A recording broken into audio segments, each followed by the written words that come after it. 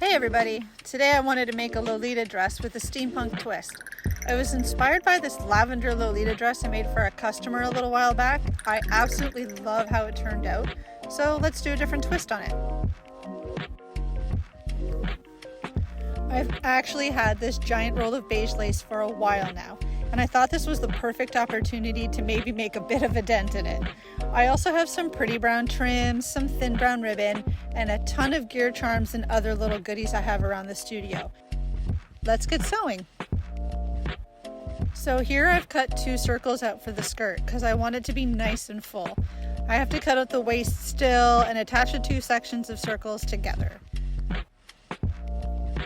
Now here I have the 2 circles attached together with an opening at the back. I'm going to be gathering the waist and when I attach the skirt to the top as well, which will make the skirt super full. I'll be hemming the skirt and then adding this lace along the hem. So you can see how nice and full the skirt's going to be with how I have it laid out here. I'm going to be hand pleating the lace along the hem one by one. It takes a bit of time because there's a lot of hem to this double circle skirt, but I like having the control of how they're going to be placed and where they're going to be placed.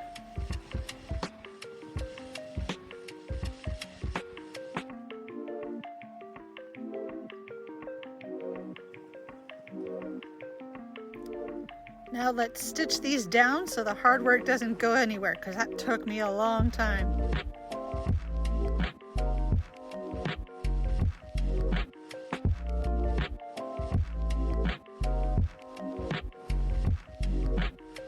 Above the lace, I'm going to be adding this woven brown trim. For this one, I'm going to be moving the trim to where I want it as I stitch it down. It's a bit tricky to pin into place, so I'm taking my time doing it without actually pinning it. But I think it's looking good so far.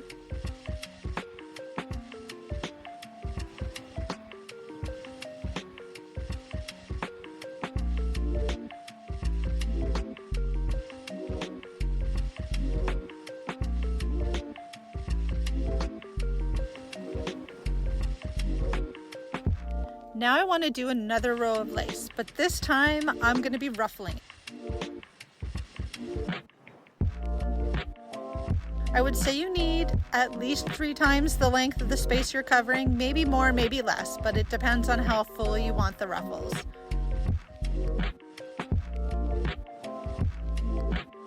The easiest way to make ruffles is to use the longest stitch on your machine and run it the length of your ribbon, your trim, lace, whatever you're using.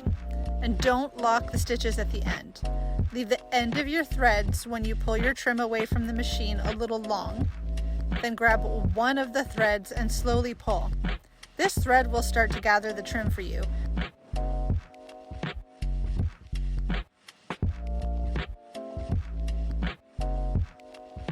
So I like to make the ruffle pretty tight to one end as I pin it down. I can kind of slowly back the ruffle off if it's too bunched up in that section.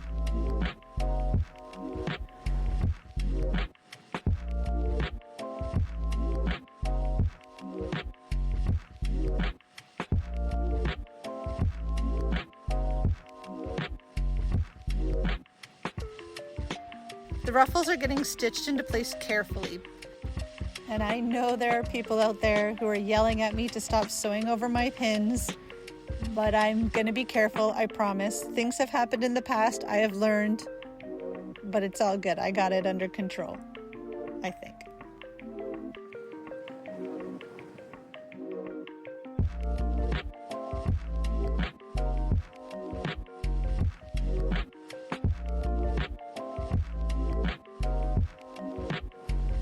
Now, the main part of the skirt is done.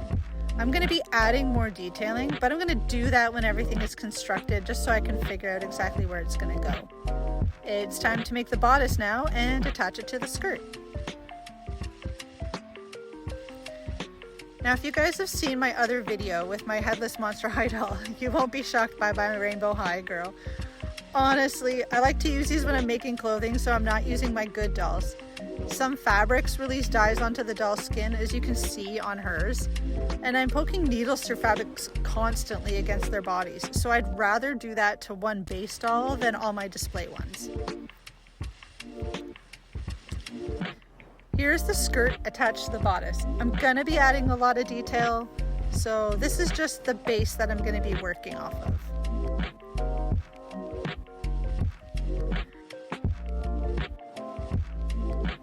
So in this spot, I decided to add lace sleeves that I pleated and I cut down. So they're a bit shorter than the full width of the lace.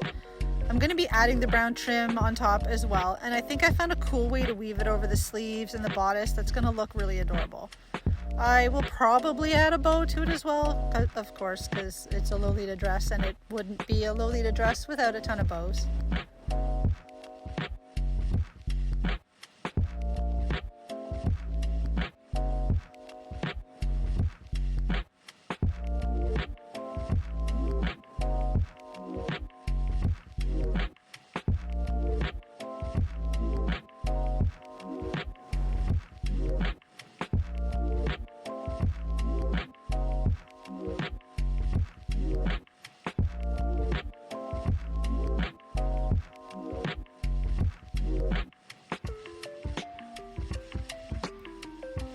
I have these small gears in my collection, as well as these tiny keys and chain that I want to use as accents.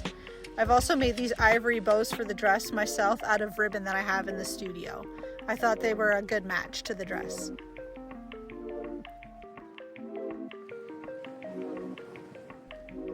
I'm going to be using this Poppy doll as my model for the dress. I thought the orange would play off the brown tones really well. I also have this tulle petticoat. It's a tutu and I use it for adding fullness under the dresses that I make. I sell these in my shop in a ton of different colors, lengths, doll sizes. They are also easy to cut to length because tulle doesn't fray like other fabrics. I also made ivory mesh socks, aren't they cute? And 3D printed some brown shoes with little bow details for the outfit. These shoes are also available in the shop in over 20 colors and for different dolls. Lastly, I figured she had to have a little choker with, of course, another bow.